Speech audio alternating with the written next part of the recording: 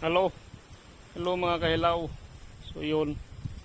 Ngayon, nandito tayo ngayon sa may puno ng saging guys. Mga kahilaw. Ang gagawin natin ngayon, siyempre, nandito ako sa may ilalim. Ayan o. Makikita nyo ba yan? Makikita nyo ba yung puso ng saging na yun guys? Mga kahilaw. Nandito tayo ngayon sa may ilalim niya para hintayin nating bumagsak yung mutya. Nakailang minuto na ako rito, ayaw bumagsak eh. Yan oh, oh. Nakikita ko na kasi kumikinang-kinang na yung dulo eh. Oh.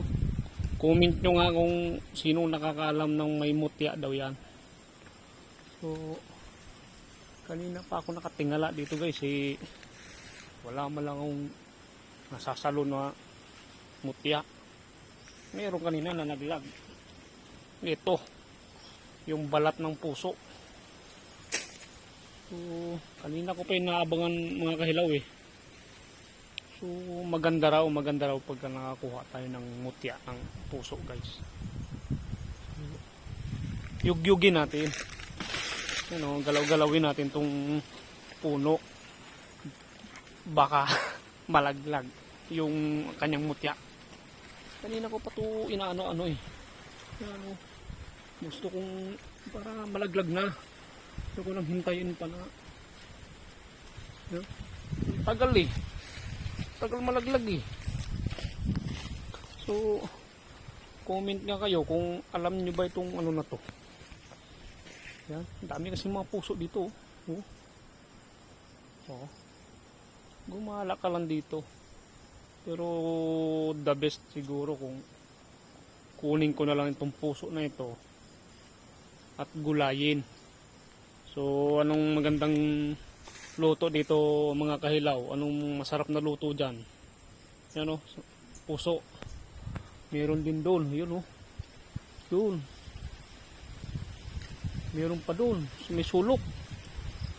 So kung mutya sana yan, ang dami na. Ang dami ko nang makukuhang mutya. Pero ito, the best siguro dito,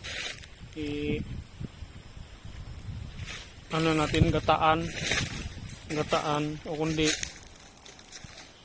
yung kinilaw.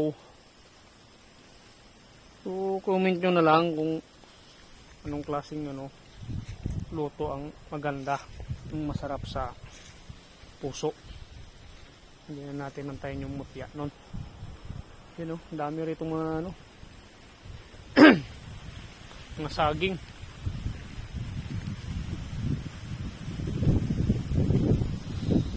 Guys, nabagot na tayo sa kakaantay ng ano, ng mutya nun. Kukunin na lang natin yung puso ng saging at gugulayin na lang natin. So, di ba? Mas masarap pa 'yun.